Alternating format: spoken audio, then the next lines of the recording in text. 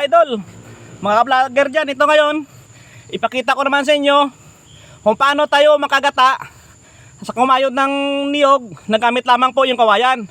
Ito, panoorin nyo po sa hindi nakakaalam po. Ito po ay pwede yung gamitin pangkayod ng niyog. Kahit po sabi natin na hindi naman sa ganun kabilis sa tulad sa natural na kayuran ng ginagamit na bakal. Ito po ay talagang makakata po tayo na wala tayong kayuran mga idol. Gamit lamang po yung kawayan. O, tingnan nyo mga idol.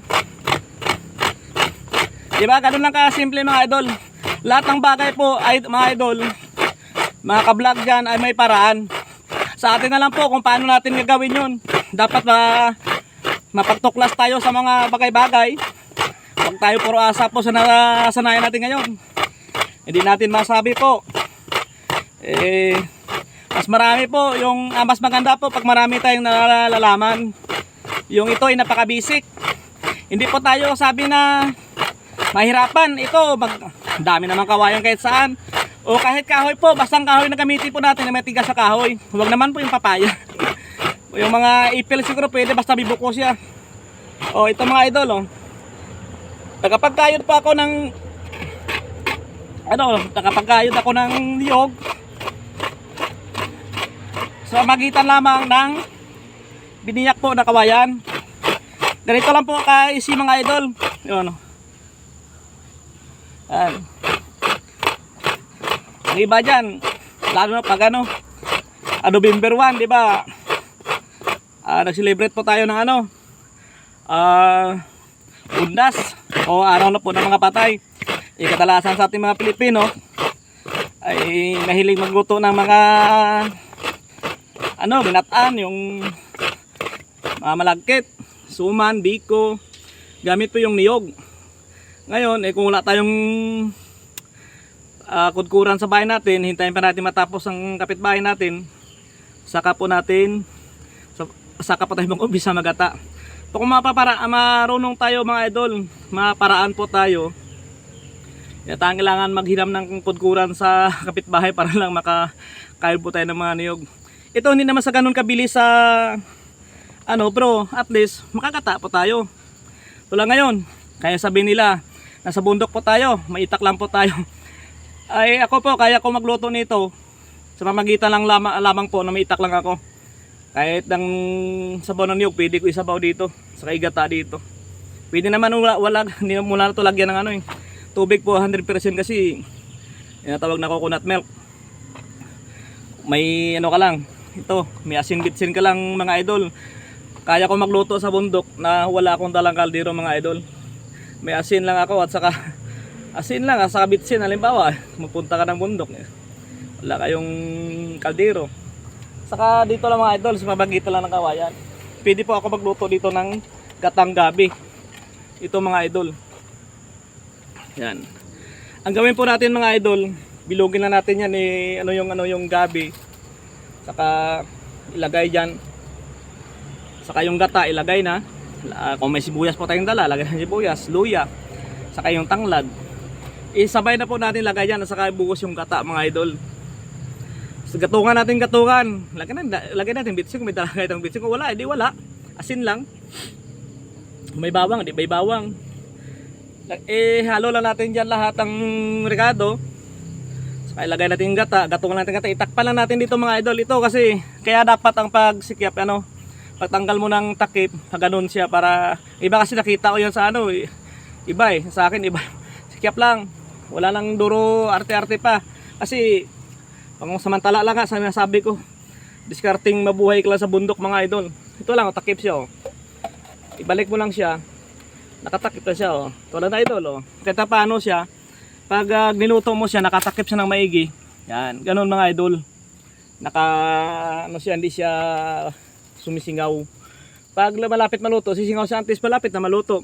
Pero mga idol, igatong natin ng mga kahoy, marami. Para mabilis po tayo makaluto din. Hindi basta-basta maluto ito mga idol kasi makapal ang kawayan ginamit natin. Bago masunog mga idol ang kawayan, ay luto na yung gabi natin.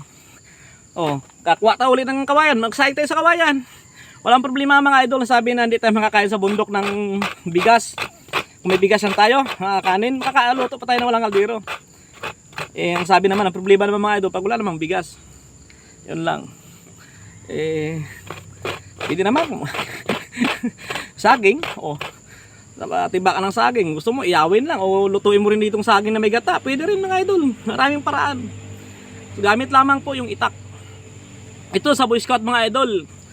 Hindi yun siguro tinuro sa Boy Scout dati. Iwan ko lang sa mga training ng mga sundalo na 1 month survival training. Pero ito hindi na siguro ito natutunan.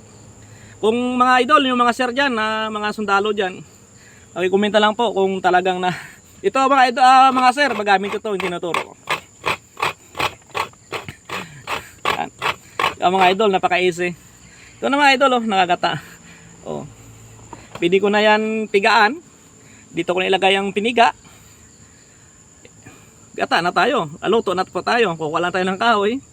Kakain po tayo ng gabis pamagitan ng wala tayong kaldero. Yun lang mga idol, kadali. Kaya mga idol, marami pa kayong matutunan sa akin sa totoo lang. Sa pamagitan po sa mga teknika, sa mga survival technique.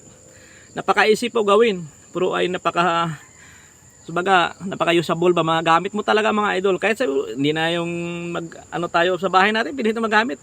Kaysa magpunta pa tayo sa kapitbahay natin mga idol, hiraman ng kurkuran minsan kasi mahangot pa. Gamit nila yun eh. Kung maparaan lang tayo mga idol, gagamit muna tayo nito. Nagkata lang naman tayo isang bisis o 2 bisis. Pero kung pwede mga idol, ipagawa na lang din tayo ng kurkuran. Ba't naman tayo magtiyaga dito? Pwede naman tayo gagawa ng kurkuran. Ito mga idol, lang sinasabi ko nga pansamantala. Pag wala ka ng kurkuran, gusto mo mga ulam na may gata kasi masarap. Lahat kasi na ulam mga idol na may gata ay napakasarap talaga. Kita mo mga Bicolano dyan, mga Bicolano magandang umaga. Ito yung ginagamit nila. Ito yung gata ang ginagamit nila. Napakahalaga kasi masarap lahat. Kahit baboy, gataan mo masarap. Manok, gataan mo masarap. Aso nga, ginagataan masarap. Bayawak nga, masarap din. Ahas, gataan masarap din. Kasi ito kasing gata, napakasarap. Madaming mga pwede sa gamitan. Pwede mo sa pigaan lang siya, inumin mo yung inumin mo yung yung coconut milk 100%. Maganda sa katawan mga idol. Napapalinis sa natin. Laman loob natin. Kaya mga idol, maraming salamat po. At saka magandang umaga pala sa nanay ko. Ang buti nagkita tayo kapon. Nanay Virgin na. Saka Hasmin Oxula Marmito. Lahat ng mga kapatid ko, si Joseph Oxinyula, Elmer Oxinyula, ingat ito pagkalayag. Uli sa mga dyan, MG, Fuji, Cargo, Vessel, magandang umaga sa lahat ng mga crew dyan. Kay Ana Marie Siliador, kay Jiggle Siliador, kay Edwin. Lahat po ng mga pinsan ko, asawa ko po. Sana pag uwi ko dyan, maganda ka na. Joke lang tayo, mga anak, alagaan mo yung mga anak natin kasi 2 lang naman yan sila. Ako'y masaya na medyo malaki na yung mga anak natin. Sa pala, sa taga Sintapa, sila na Chukarding Pama, sa TC, Stories, lahat yan. Elizabeth, Chay Dandan, may mga agad sa inyo tanan. Sa tanan ng mga gawad. Nung Nato Fernandez, yung magandang umaga. Sa Imbong, at saka nung Roy Palermo, kagawad, magandang umaga sa lahat. So, pa dyan, yung mga pamilya na hindi ko mabati, Mademetilio family. Lahat kasi nabati ko na halos dyan. Sige, guys, ma-out na ako kasi siguro lulutuin ko rito mamaya. Sayang din naman. Magandang umaga uli. Ingat tayo lagi. Saka ito na mga idol pala yung ginawa kong yan. Yan na po yung sinaingan ko nakaraan pala mga idol, ito na siya. Tinanggal ko ng kanin. Magandang umaga uli. Ingat tayo lagi. God bless sa ating lahat. December 1 na. Malapit ang Pasko. Advance Merry Christmas inyo lahat. God bless po.